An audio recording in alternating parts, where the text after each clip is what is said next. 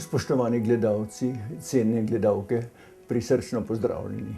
Danes smo v stanovanju, oziroma kot bi nekoč rekli, samostanski celici, na obisku pri patru gospodu Korošaku, ki je nedavno praznoval 90. rojstni dan. Torej, vam poseben pozdrav, iskrene čestitke ob tako visokem življenjskem jubileju. Pa vas kar takoj vprašam, kako ste preživeli 90 let v miru, spokojno, z nevšečnostmi? Zelo všečno so, ker sem se zahvaljeval Bogu, da še zgornji del ali podstrešje, bi rekel, deluje, čeprav spodnji del že malo peša. Pa sem bil prav za to zahvalil, ker lahko še študiram, pišem, delam, možgani še delajo. Včasih sem poznal mnoge, tudi moje sobratek, pri katerih pri 90 letih se je že poznalo, da so se postarali. Meni se zdi, da se še nisem, no, pa bomo videli. Ste pa verjetno med najstarejšimi patri frančiškani, gospod Bruno. Ja, v Ameriki je eden, ki ima 96. Ampak to ni naš član. Torej, spada v našo kustodijo, ampak ni. Torej, tukaj sem pa v Sloveniji, sem pa najstarejši, starosta bratov. Ja.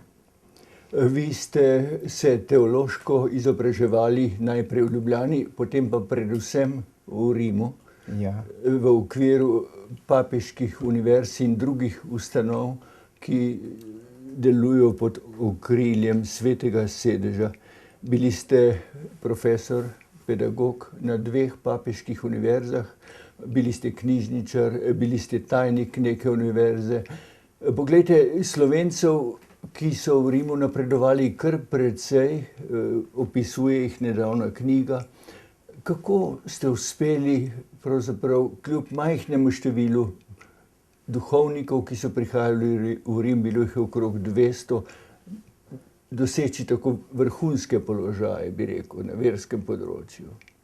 Ja, tako je bilo, veste, vse to, kadar ste med tujimi narodi, vas hitro bolj cenijo. To je že Jezus opazil, ki je rekel, da nihče ni učitelj ali profet v svojem lastnem kraju. Tako Slovenija včasih me ne pozna, jaz se pa tudi nočem izpostavljati, nima smisla. Tam pa, veste, opažajo vaše dobre lastnosti. Ker jaz nisem učil samo na papeški univerzi v Urbanianum, pa pri frančiškanih.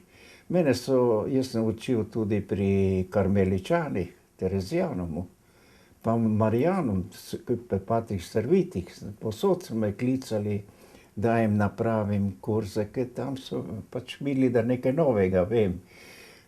Tu večkrat so mi rekli, da pusti novotarije, pri nas mi smo po starem.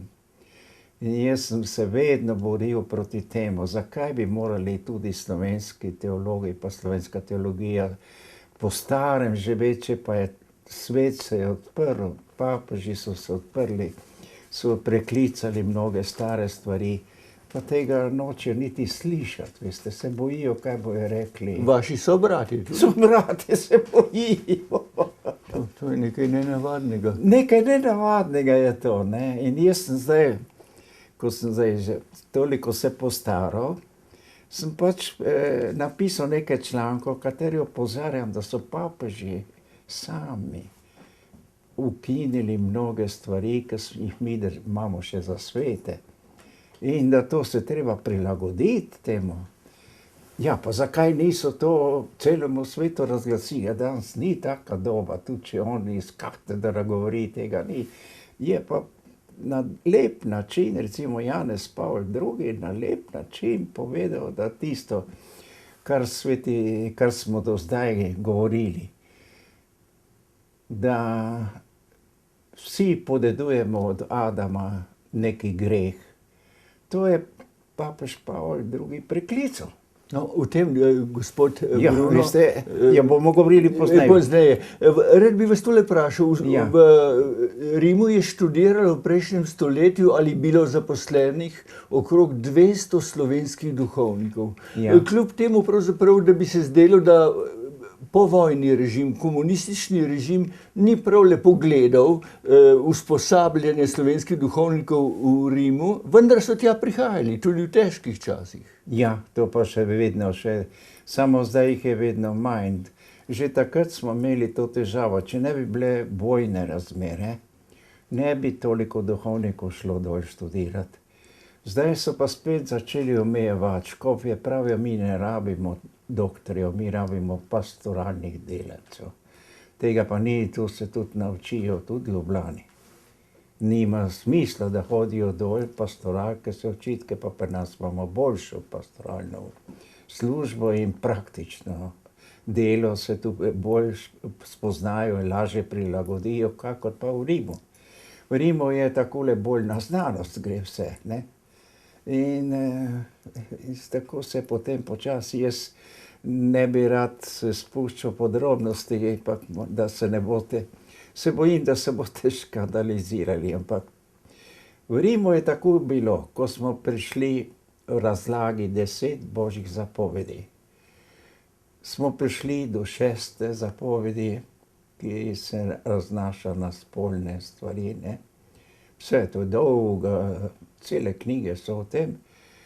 So profesor rekli, tega pa mi tukaj ne razlagamo v Rimu. Preberite si sami. Razumete? Ja. Lastna interpretacija. Je to.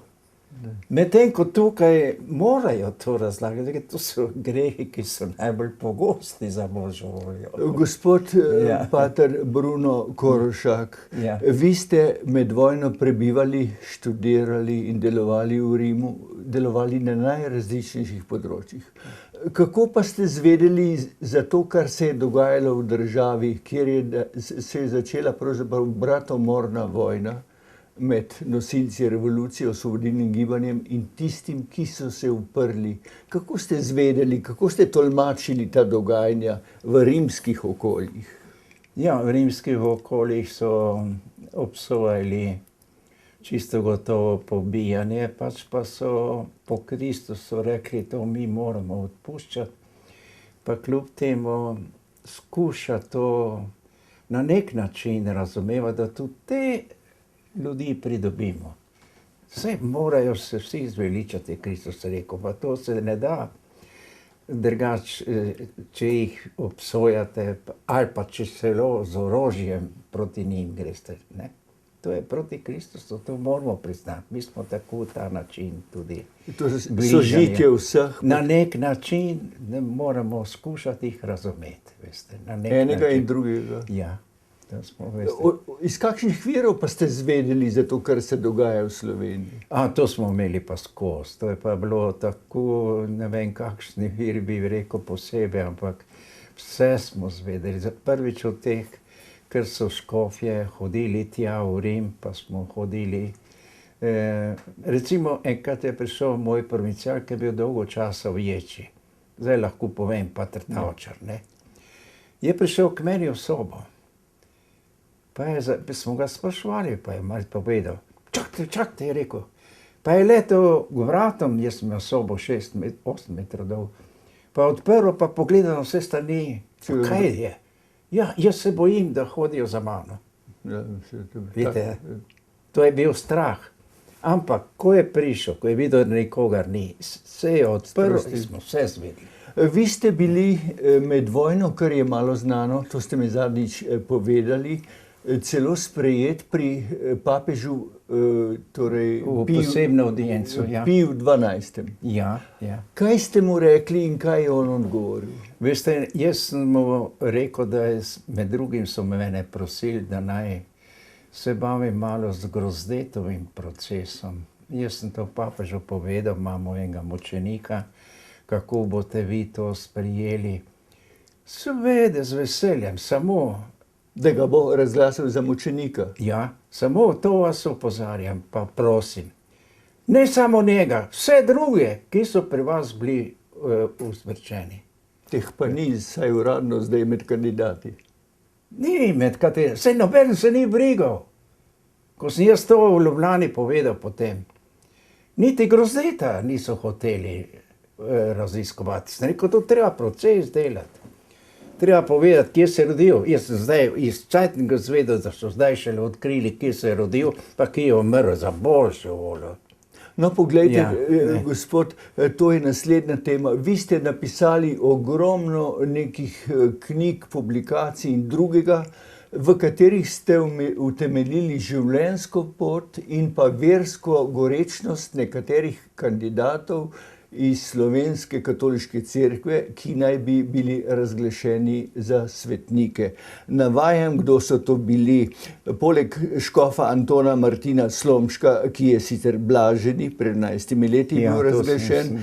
Potem ste bili za razglasitev misionarja in škofa Friderika Barage, ki je deloval v Združenih državah Amerike, Frančiška Gnidovca, nekdanjega škofa v Skopju, in tudi patra Stanislava Škrabca, ki je več kot 42 let deloval tukaj na Kostanjevici in ga uvrščajo med najboljše jezikoslovce 19. stoletja.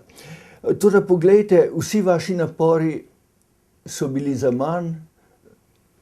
Kako to ocenjujete? Ali so vam iz Rima sploh odgovorili, kaj je treba še napraviti? Zdaj pa so pohiteli z Grozdetom.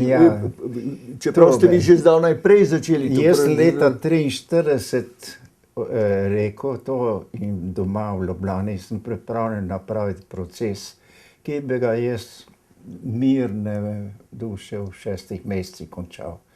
Pri nas so mi odgovorili, mi ne rabimo procesa. On je bil mučenik. To mora Vatikan sam videti, da mučenci morajo biti razglašeni za svetnike. Oni so tako res čudni bili, naši duhovniki, tudi tile učeni. Niso nobenega procesa delali, dokler ni prišel iz Beograda Hočevar, škof, ki je napravil leta 96 čele proces. Vendar vas vprašujem za tiste, ki ste se vi zavzemali, pa Vatikan ni nič odgovoril, sem jih navedel. Jaz ne vem, ampak za Gnidovca vem, da je začelo se gibanje. Potem za Francoze sem spravil na oltar, potem sem imel drugega, ne vem, kjerega se niso, Baraga, zavlačujejo. Jaz vam ne upam, pa ne morem povedati, zakaj. Ampak vi bi lahko uganili, ker pač rimska kurija je bila bolj naklonjena italijanskim. In se še to dogaja? Nažalost.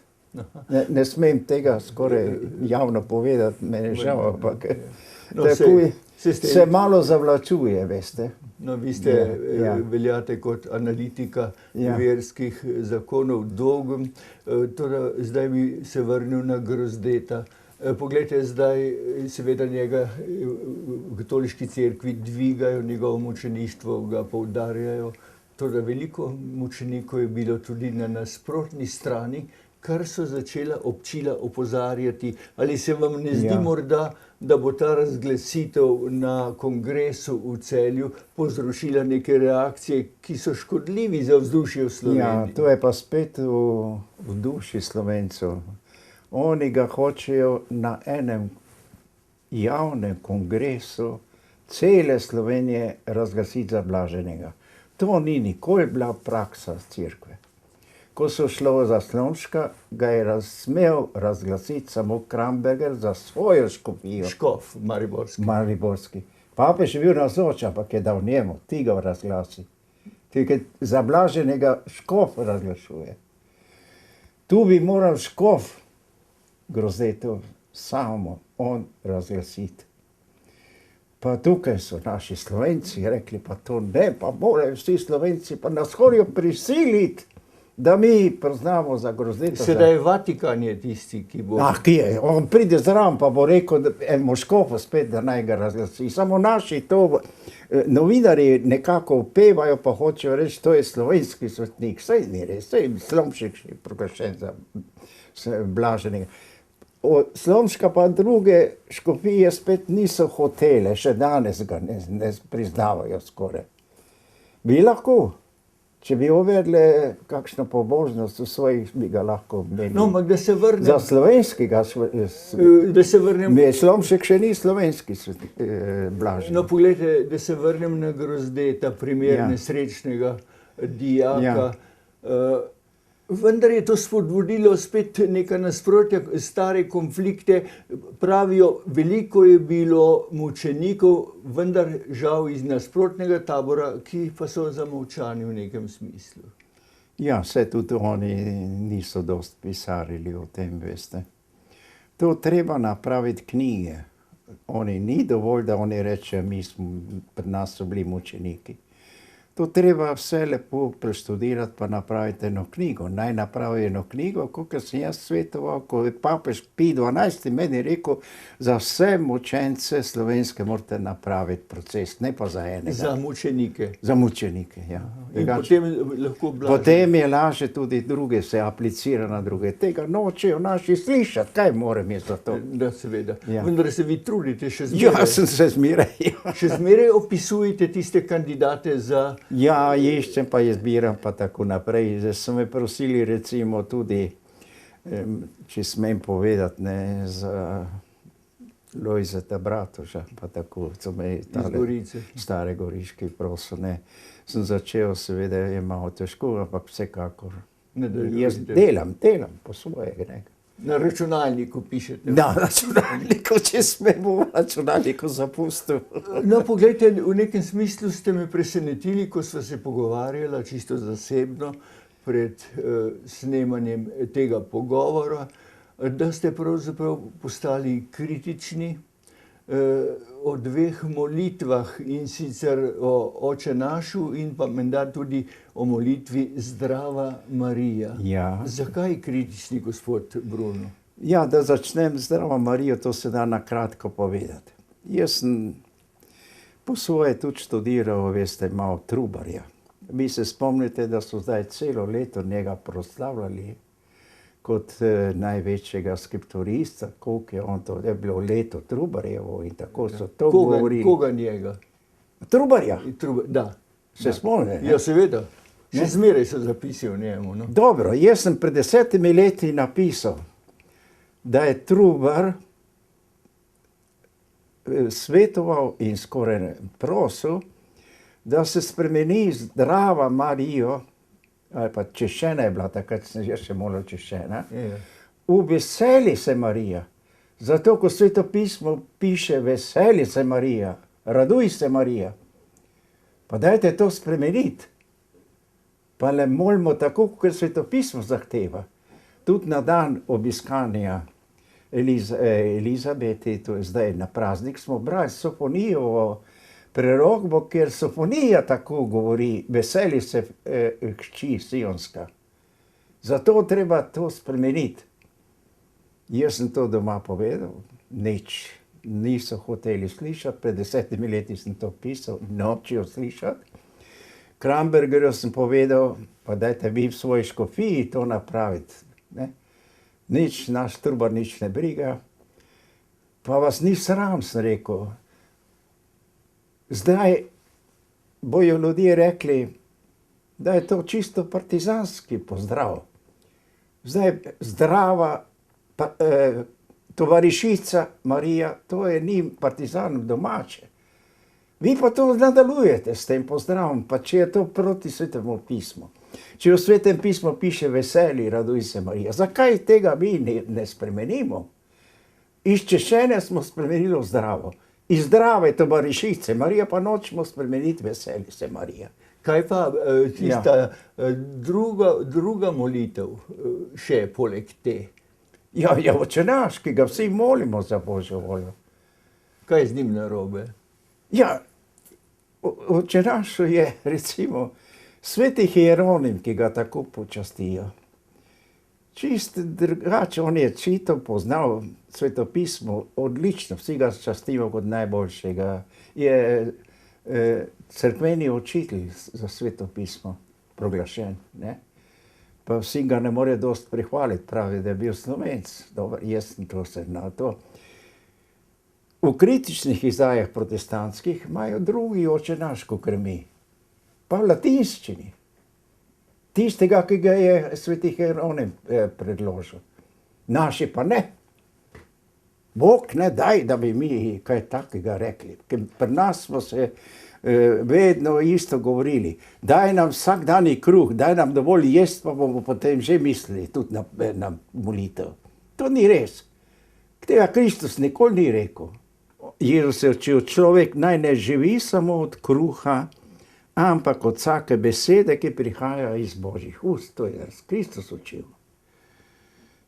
Potem tudi pri maši molimo, to vsi veste, pri Viktoriju, da mi ti podajamo navaden kruh, da ga ti spremeniš v kruh življenja. V Očenašu je Jezus to rekel. Daj nam danes vsak dan kruh življenja. Nočejo slišati, pa Hieronim, protestanti so to dali, naši pa nočejo slišati. Pa zakaj se to dogaja? Pa Jezus je rekel, ni rekel vsak dan kruh, on je rekel kruh življenja, daj nam danes kruh življenja. Jezus je rekel, jaz sem življenje, ne pa jasno, da je tako povedal. Pa tako je tiskano, pa v originalih je tako. Naši pravijo po izvirniku, pa se nič ne držijo izvirnika, ne. Pa to je malo čudno. To so teologi krivi, veste. Vendar v javnosti o tem skoraj nič ne vedo. Jaz sem to pisal na vse strani pred 10 leti, že Cerkev v današnjem svetu, potem Božja beseda je koncilija to objavil, pa nič, veste. Vi imate tudi pridržke, oziroma nekateri vaši sobratje naj bi imeli pridržke glede krivde Adama in Eve, ki naj bi bila prva človeka, ki jo je ustvaril Bog. Krivda naj bi bila, ker sta povzročila greh za vse nas. Ja, to oni so spravili na koncilu v Trentu, so tako rekli. Kdorkoli bi zanikal, da Adamov greh ni prišel na nas, naj bo izobčen, ker se protivi svetemu Pavlu, ki je rekel, v Adamu smo vsi grešili. Prejšnji papež, ko smo delali, jaz sem bil takrat tudi zraven, popravljali te besede svetega pisma, in on obstal, pa je rekel, ja, za 500 let vsi, tudi Dalmatinova Biblija, tega ne učijo. Svet Pavel tega nikoli ni učil. In on je spremenil že svetopismo, ker vsi grešijo, zato umirajo, ne zato, ker je Adam nikakšen krivde nam poslal. Sveti krst tudi ne izmivate krivde, ki nismo podedovali in ne moremo, zato ko vsi preroki, kakor Zaharija, pa drugi pravijo, vsak človek umre za svojo krivdo, to je Bog rekel, ne pa za krivdo očetov. Veste, vse te stvari so prišle ven. Kaj se je zgodilo? Jaz sem gledal novi katekizem, ki ga imajo.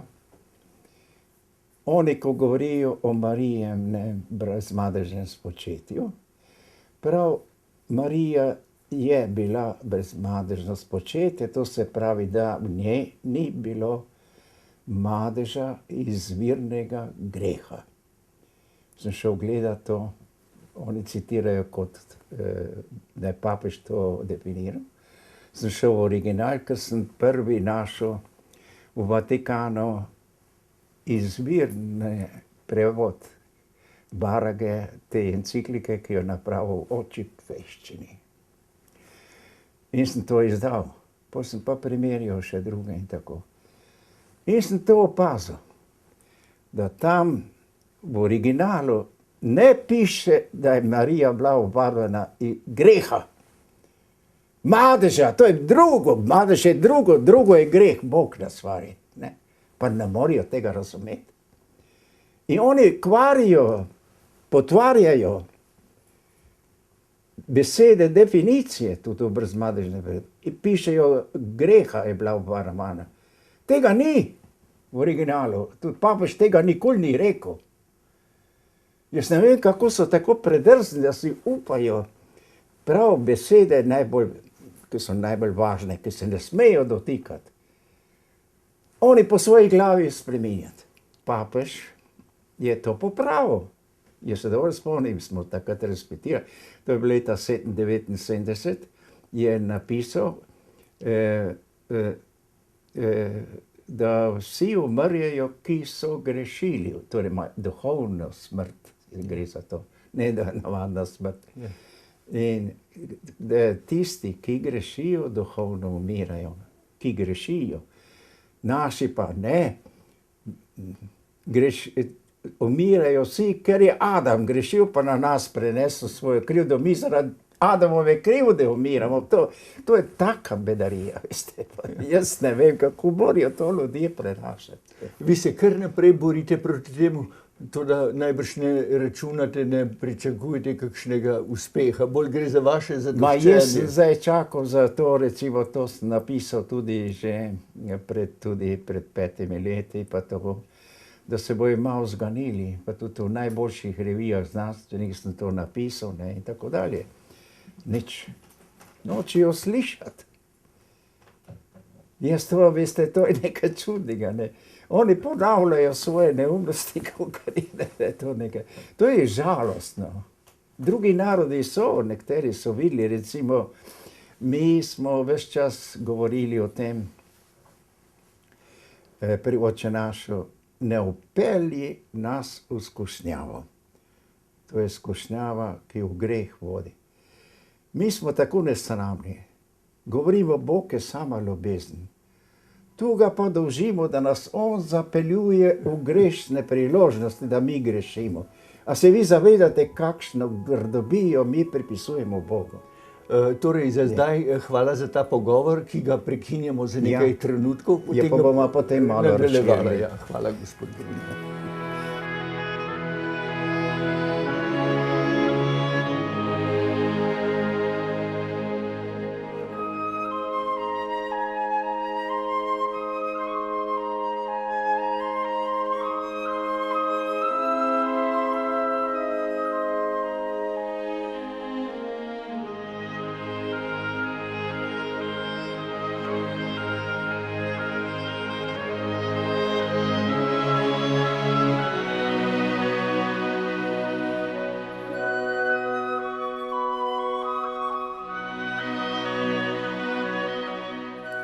Nadaljujemo pogovor s patrom Korošakom, tukaj v samostanu na Kostanjevicu, ki smo ga prej prekinili.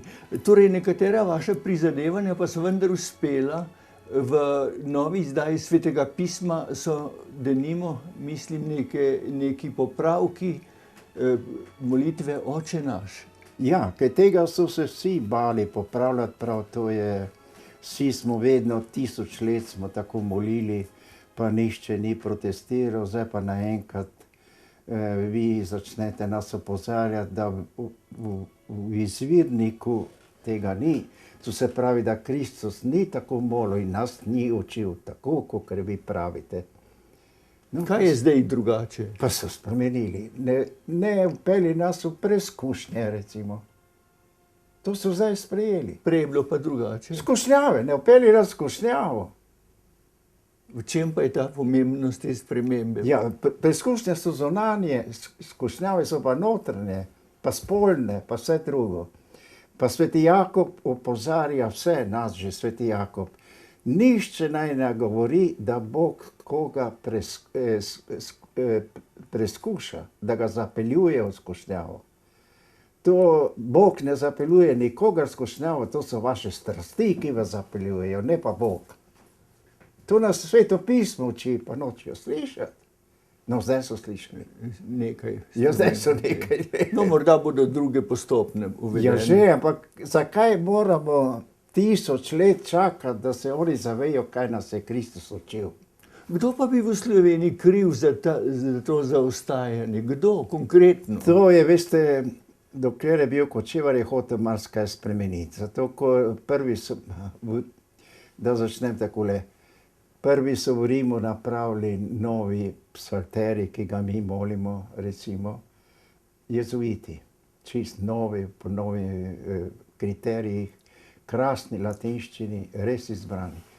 Takoj so vsi duhovniki vstali, mi tega ne bomo molili. Mi smo se navadili na star brevir, pa bomo po starem molili. Zdaj pa, Hočevar je tudi tukaj rekel, jaz se, nažalost, je tako rekel, da bi se moram držati tudi izročila, ki ga ima Slovenska cerkev. Sveta cerkev je 2000 let, ali recimo 1500 let tako molila in ne more kar tako spremeniti. Ne, kar je res, veste. Recimo v tem psalteriju, ki sem ga omenil, tam imamo besede psalma: glej, v grehu me je spočela moja mati. Današnja nova izdaja Svetega pisma to sicer ima gor v besedilu, spod pa v opombah opozarja, da v izvirniku ni tega. V izvirniku pravi: vroče krvnega me je spočela moja mati. To je pa čisto nekaj drugega. Ne, drugo je govori, da imaš izvirni greh, pa si v greh, pa da je mati že pri spolnem objemu grešila, ko je mene spočela.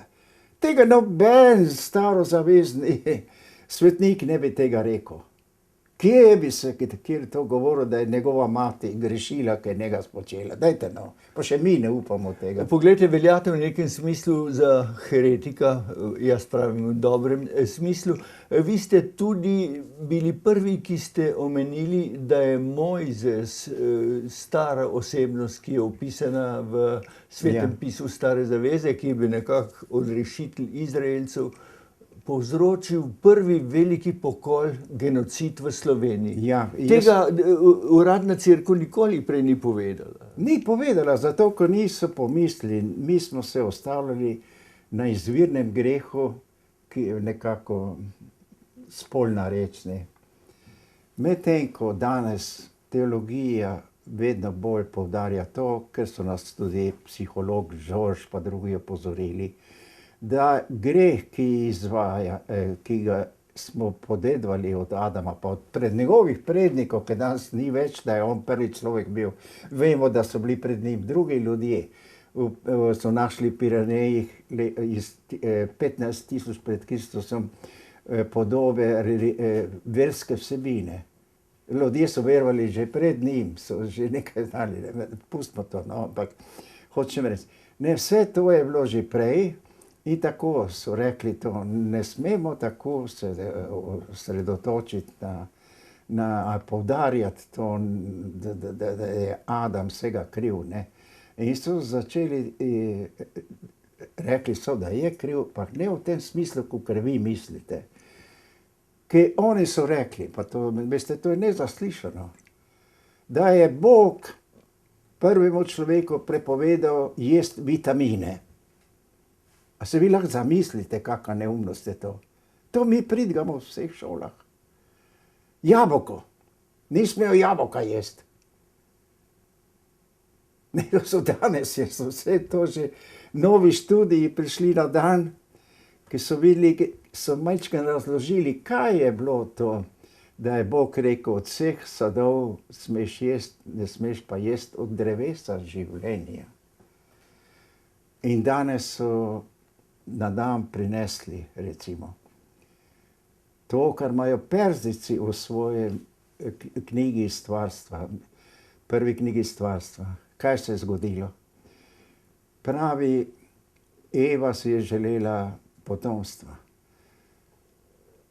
Bila je pa tako za tiste čase, bi rekel, bolj lahko živa, pa bi rekel, se je napravila en talizman s kačo. Kača je bila vedno simbol življenja. Faraoni so imeli na tiari. Mojzes se je dal na bronasti, da tisti, ki so zboleli od kuge, da so pogledali na bronasto kačo in so ozdraveli. Vse lekarne imajo kačo, ste vi to opazili? To je simbol življenja, zdravljenja. Ona si napravila talizman s kačo in to prosila po tisto, daj mi pomagaj, da jaz dobim. Ne. Rodila je pa spačka, 2, s telesno hibo. In ko je Adam, ko ga je pokazal Adam je rekel, to treba pobiti. Tako še daj, pri mnogih narodih je ta običaj, da žena, mater, ne veste, morda slišali to, pokaže možu in mož mora odobriti, da je to kakšna hiba. Oni nimajo bolnišnic, nimajo operacij tega. Oni take spačke pobijajo, Bog pomaga. Ja. Ne, tako je bilo. In ker je on rekel to, pa se ženi Evi težko bilo pri duši, pa rekla, dobro, jaz jih bom pobila, pa kdaj ima vsaj tako, bom pojedla. Bom jaz to spekla, pripravila in sta res oba pojedla tistega prvorojenčka. To je bil sad drevesa življenja. To je pravi sad, ne pa vitamini. O tem nočejo govoriti. Pa to je zdaj 100 let, že vsi vedo. Poglejte, jaz sem pravzaprav v nekakšni zadregi ali pa zelo prijetno presenečen, ko vidim vaše znanje, vaše razmišljanja, ki pa izhajajo iz resničnih dogodkov v zgodovini cerkve, očitno. Pa to je iz dokumentov, ki imamo, pa nočejo niti povedati, da existirajo. Še tole, vi ste nedavno napisali, se mi zdi, neko brošuro o Svetogorski materi Božji, kjer izražate tudi nekaj kritike. Veste, kritika je ta, kakor veste, vse te podobe, ki so, jih je treba od časa do časa restaurirati, da postanejo razpoke, kaj pa to. Mi smo imeli to nesrečo, pa srečo, ampak je bila taka navada, da umetniki, ki jim date v roke to našo podobo, in to imam vse dokaze, imam tukaj not zbrane, imajo to tendenco, da po svoje spreminjajo podobo kot tako. Ne. Prvotni podobi, ko so prvič dali enemu umetniku, da to barve oživi pa take stvari, je neka sestra karmeličanka napravila kopijo, ki je zdaj ni več na Sveti Gori, je pa v muzeju. Jaz sem isto kopijo dobil, jo ima Lošina, sliko tudi. Ja. In tam na levi strani, če se spomnite, je Izaija profeta. Med 2 oknoma stoji Marija in ona dva sta pri 2 oknih, kakor imajo vse benečanske palače, imajo 2 okna. Ne? Se spomnite vse, če gledate njihovo, imajo 2 okno. V enem oknu se vidi oddaleč Jeruzalemski tempelj, čisto vbris. Tega danes nič ni, vse stran so vrgli. Na desni strani je Janez Krstnik, imamo spet drugače. Potem Marija je mladostna. Ona ima mladostni obraz, kar se vidi včepovano, ker so s prvotne kopije delali. Pa nas je en umetnik bral, ali pa en pater bral, kar sem jaz tudi priobčil, da so v poznem srednjem veku začeli razpravljati, če je prav, da Marijo upodabljamo lepo. Ker to, pravi, mlade vodi v poželjivost, da začnejo misliti na svoje punčke in tako dalje. On je tako potem en od teh restauratorjev, je iz mladostne Marije, z lepega obraza, napravil eno starejšo gospo, debelušno. Kakršna ni bila. Kakšna ni bila, ker ona je mlada. In to zdaj, in vi ste na to upozorili. Ste videli zdaj vsi, kakšna je tako debelušna, pa to je zdaj lažna. Kakšen pa je bil odmev vaših sobratov na Sveti Gori, na vašo kritiko? Nič, tiho so, nočejo nič slišati. Ne. Prav, vse ljudje ne bojo opazni, oni pridejo častiti Marijo, pa ne gledajo na to stvari. Jaz sem to gledal, pa so mi rekli potem, pri Lufthansa, ki je moderna družba, je isto se zgodilo. Oni so najprej za te stewardese nastavljali mlade, lepe punčke. Pa so jih Arabci, pa drugi, ki so jih prevažali, vedno otipali od sad pa posod, ne. Pa drugi pa, ki so to gledali, niso več hodili več na družbo, to so rekli, to so arabska družba. Lufthansa je spremenil. In zdaj same starejše gospe nastavlja za strežnice. Tako. In vsi ljudje so zadovoljni in promet se je povečal. Gospod, zdaj bi pa rad postavil vprašanje, ki ga pravzaprav ne rad postavljam. Ja, lepo prosim. Ja. Gre za vaše mnenje o teh spolnih zlorabah duhovnikov, ki jih tudi Sveti sedež priznava, sankcionira. Ja. Pa torej, ni toliko Slovenija, takih zlorab ne bi bilo več v Združenih državah in drugod. Kaj vi mislite, ali gre dejansko za neko novo odkritje ali pa odkritje neke stare prakse, razen tega pa nekateri tudi pravijo, da gre za neko načrtno akcijo zoper katoliško cerkev? Ja, je malo načrtna, je bila. Je pa jaz vam lahko povem takole iz svoje izkušnje. Jaz sem rekel, jaz imam sliko, ki sem delal za Slomškov proces. Slomšek tam objema eno deklico. To bi danes oni vse za pedofilijo. Nihče, noben duhovnik se ne sme dotikati otroka. Kdo se ga dotakne tudi oddaleč, je že pedofil. Takšni smo nori. To pa je pretirano. Ja, pa takšni smo, pa nas tožijo pedofilije. Če smo se dotaknili otroka, Slomšek, ki tam objema, pa nič ni. Ker je nekoč bilo. To je pismo, to je slika, ki sem jaz, ko je bil beatificiran Slomšek.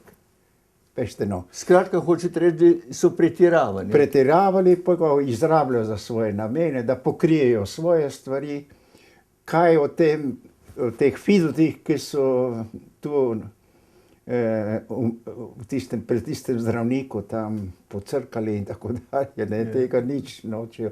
Kaj se tam dogajalo pod spolnimi vidiki, tega morajo vse pokriti, tega nič ni. Nihče ne sme razpravljati, ne sme niti pisati. Ampak vsakokrat, ko je... Pri nas sta bila dva slučaja vseh teh 10 letih. Kje? V Sloveniji. Ja, sedaj. Ne moreš to zdaj, da pravite eno afero zaradi. Skratka, vi mislite, da gre za pretiravanje? Ja, pa tudi, če bi bilo to, mi smo zmeraj to nekako, se je to delikatno obravnavalo, vse to je pravilno, ne. Kaj bojo pa mladi rekli, če slišijo to? Mladi takoj zaključijo, vsi duhovniki so glih. Veste, tako je. Vi torej obsojate to? Obsoje že naprej, ja. To je načrtno, malo je načrtno, je nekaj res bilo, kar je, jaz ne morem tega, tudi ne negiram, jaz vem, da sem bil na Irskem, pa vem, da je to. Sem bil v enih državah, Združenih držav Amerike, sem tam tudi vedel za nekatere stvari. Ampak ni bilo toliko. Meni se ni zdelo, ko so. Pa ljudje so pač drugačne, pa tudi take stvari se zmeraj bolj delikatno obravnavljajo. Saj pridejo vsi pred sodišče, ampak tudi pred cerkveno sodišče, prej ali slej. Vi imate za temi samostanskimi zidovi, tu v vaši celici ali v vašem stanovanju, pogosto kakšne obiske vernikov. Kaj hodijo k vam? Po kaj? Po tolažbo na svetu? V glavnem je takole, da kakšno spraševanje je teološko, ampak večina jih hodi, tudi ženske pridejo sem, pa se pri meni spovedujejo. No pa, kaj pa socialni problemi, jih tožijo zaradi njih pri obiskih vas, težave življenjske nasploh, tiste, ki jih ne Ja, tiste pa pridejo, imajo pa razne težave, ti so pa večkrat družinske tudi, kar je res, veste. Kaj naj napravim, mož me pretepa vsak dan, pretepa otroke, a bom jaz to morala prenašati, pa ne. Vi delite na svet. Ja, moram povedati, kaj je, da jeste.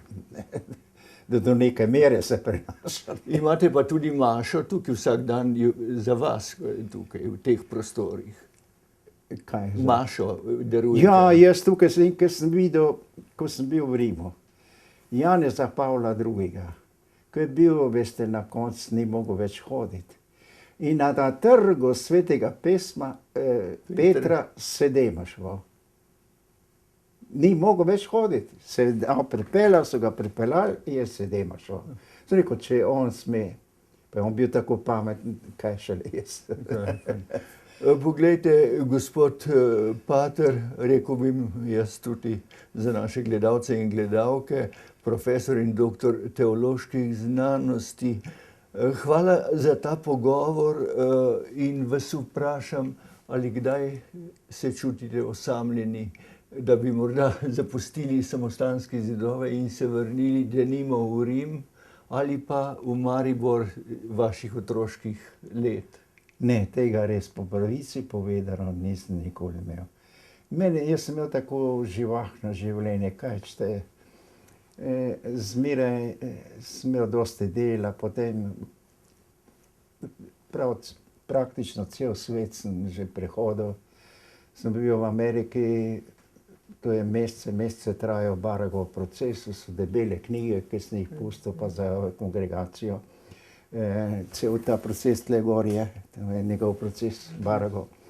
Potem sem hodil, ko sem postal tajnik univerze pa vicerektor, sem moral obiskovati vsa semenišča. Mi smo imeli pod našo kontrolo 31 semenišč po Aziji pa Afriki. Jaz sem moral v počitnicah hoditi, pa sem vso Afriko videl, pa Azijo, pa vse.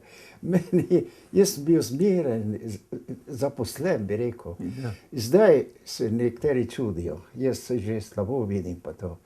Ampak jaz ravno zdaj pripravljam spet eno celo knjigo o nekaterih stvareh, ki mene zanimajo, v katerem, ja, veste, kaj sem vzel za ta glavno temo, no, se lahko. Ne, saj povem lahko nekaj, jaz objavljam 3 opise Romanj na Sveto goro. Zanimivo to. Prva je Deodata, Medeota, ki je bil profesor tu v Stari Gorici, opisuje eno Romanje, 40,000 ljudi, ki je prišel en dan gor. Zdaj hodi k meni, ko sem jaz bil gor, spovedoval od 500, enkrat na leto so prišli 6,000. Ne se zamislite, 40,000. Nekoč v preteklosti. To je preteklost, 1872. No, in zdaj boste napisali knjigo o Romanjih na svetu. Ja, bom ta poročila objavil, pa malečko ilustriral. Pa spet kaj izvirnih ugotovitev. Ja, izvirnih, ja. Potem enega Grausa, ko je Avstrijec, on je prišel, pa je bil profesor cerkvene umetnosti. On je edini, ki je prejšnjo baziliko, ki je zdaj ni več, točno popisal. Pa s termini arhitekturnimi, da ljudje razumejo, kaj je. To vas bo spet zaposlilo dolgo časa. Ali uporabljate računalnik? Računalnik, ne. Potem imam Vlasto Tul na pokrajinskem arhivu. Ona je napisala, kakšen je bil odnos komunistov do te Svetogorske Marije. Posebno, ko so jo hoteli leta 51 prenesti gor, pa so vse napravili, da ne bi jo prenesli. Torej in tako naprej. No, da kratko povem. Vam ni dolg čas za tem? Ne, meni ni, pa ne mislim nikoli, da bi šel. Rima ne pogrešate? Ne, tudi Rima ne. Imate kakšne stike še s vašimi sobrati, znanci iz tistih časov? To pa hodijo. Hodijo? To pa hodijo. Vse takih obiskov imam pa dosti. Gospod pater, profesor, doktor teoloških znanosti, Bruno Korošak, lepa hvala za ta pogovor, ki je bil prijeten, mislim, in so ga spremljali tudi naši spoštovani gledalci, gledalke. Vam vsem, ki ste pri televizijskih sprejemnikih, pa lep pozdrav.